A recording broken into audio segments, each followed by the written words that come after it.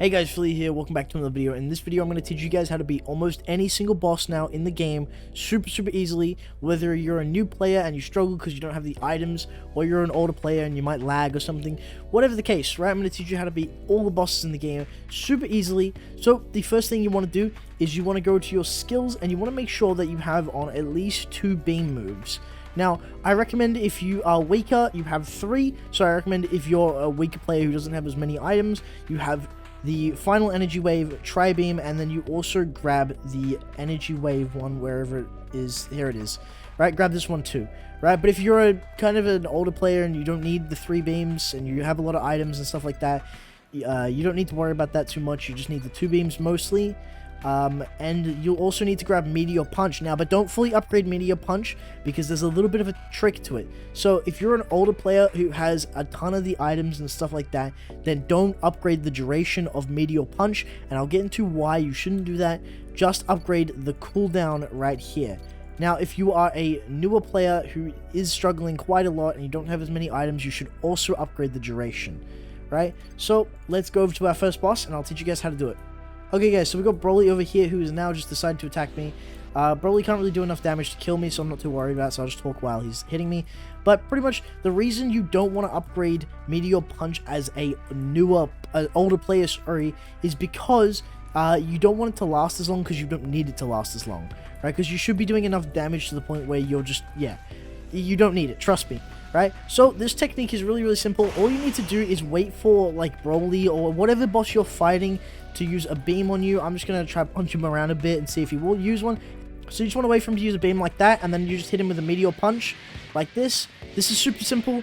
Now look, so that is his most damaging attack. So whenever he's using the beams, they're the things that are going to do the most damage to you.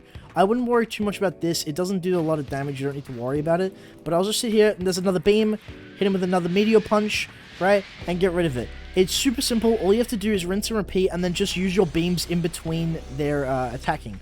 Now, when you do hit them with a beam, it will also get rid of them, their beams as well. So if you hit them with a beam while they're trying to charge one up, it will get rid of it. But the thing is, the reason I say don't just use the beams for that is because, first of all your beams have cooldowns, so you won't always have them up. And the second reason is because some bosses actually do have the ability to just completely ignore the stun on your beams. But no boss in the game is able to ignore the stun on Meteor Crash. So I've come over to Jigray over here, and I get him to half health really quickly, so I can show you his beam attack. If I was to hit him with a beam, right, so I'll wait for him to run up and just charging his attacks, or whatever, this attack, whatever.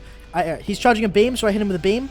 Now, you might think that might stun him, but it doesn't. See, I'm getting hit with a beam now, right? But I'll wait for him to charge yet another beam, and I'll show you that Meteor Crash can also stun the beam, so you don't get hit by the beam. Because the beams are what does the most damage. So you gotta, I know I'm saying beams a lot, but they do a lot of damage, so you gotta avoid those as a new player. And if you want to beat any boss in the game, just wait. Okay. Alright, so here we go. Just like that, he's no longer using his beam attack. Really simple stuff. As you can see, it completely stopped his beam, and then I can just hit him with my beams whenever he's not using anything.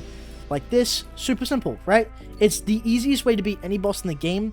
So when you're fighting Almana and you're fighting Jigray and you're fighting Kakarot and Veggie, you need to use Meteor Crash in order to stun any beam that they try to throw at you. But when you're fighting any other boss in the game, you can just use whatever ability. It doesn't matter.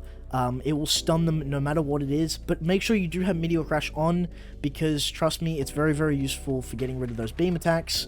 So guys, that's pretty much how you beat any boss in the game. This also works on raid bosses, I believe. I think you can stun them, but raid bosses are a little bit more tricky because they're really janky, they're massive, and it's a little bit weird. So just be careful when you're fighting them and work out your own little techniques for beating them. But guys, thank you so much for watching. As always, I'll see you guys in the next video.